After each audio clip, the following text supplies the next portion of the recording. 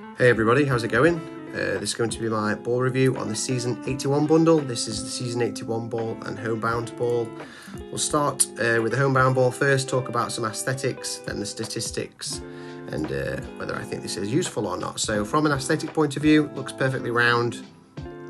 Don't mind it at all. I think that ball's actually quite pretty with the road running through what looks like autumn leaves. So it's the P10 with the 2% needle, sort of not the best needle but not the worst. Side spin 6, wind resistance 8, which is quite nice. Top spin boost 6. So there's been some releases a little bit similar to this that have been sort of side spin 4. I do also believe there is a ball out like this in the past. I don't know if it's the first of its kind, but I think they are usable in certain scenarios. There's actually in the previous tournament just gone, the one we literally just had, I had a scenario where I needed this ball, or a ball that is very similar to this statistic, and I didn't have it, and it did cause a slight issue, and I had to sort of play something a little different and sort of wiggle around and find a different alternative. So there is a window for this ball. I do find that useful. Normally in the bundle, one slightly better than the other. In this case, the two very different ones, but used for very different things.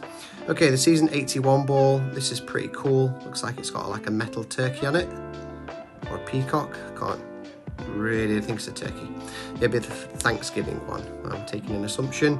So this is a P2 3% needle. The needle is not really a factor here, as this is going to be a par 3 ball.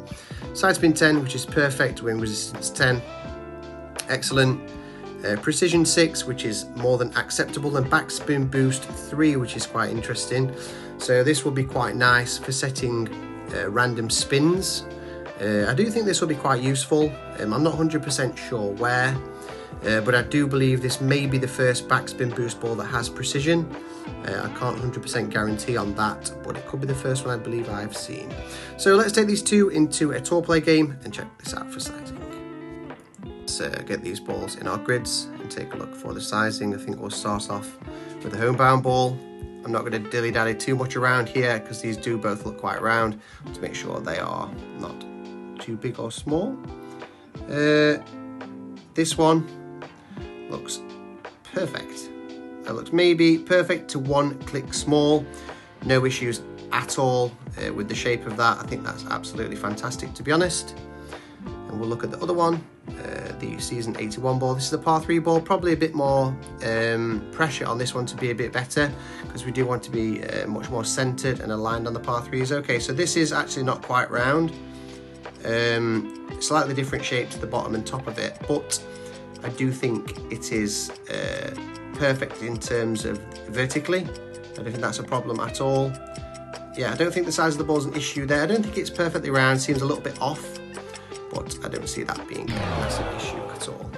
Let's go back into the main menu. I'm going to compare this to a few other similar statistics, then we can wrap this ball deal up. Okay, a few final words on both of these before I wrap this ball review video up. So the Homebound ball, let's compare this to some stats that are very similar. Looking at some releases from the past, we have the Tree Frog ball, which is very, very similar to this one, with a 2% needle also, except it's side spin 4.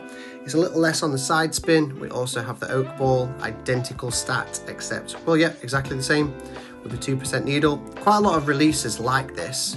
And this is the only one that I can find to be very similar, except the top spin boost is 2 less, but it actually has the same amount of side spin, which would be 3 bars. So there has been a few releases similar to this one.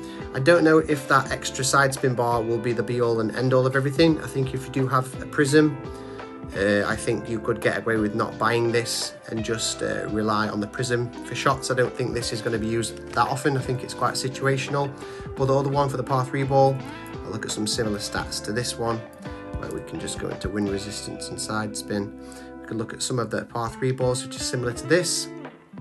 The Season 52 is the same, but without backspin. I'm just not sure that there is a ball out there at the moment that is a P2 that does have the backspin. I'm not sure if I've seen one of these at all. Similar statistic again, higher precision, the Quetzalcoatl ball. That was quite good, just like this too.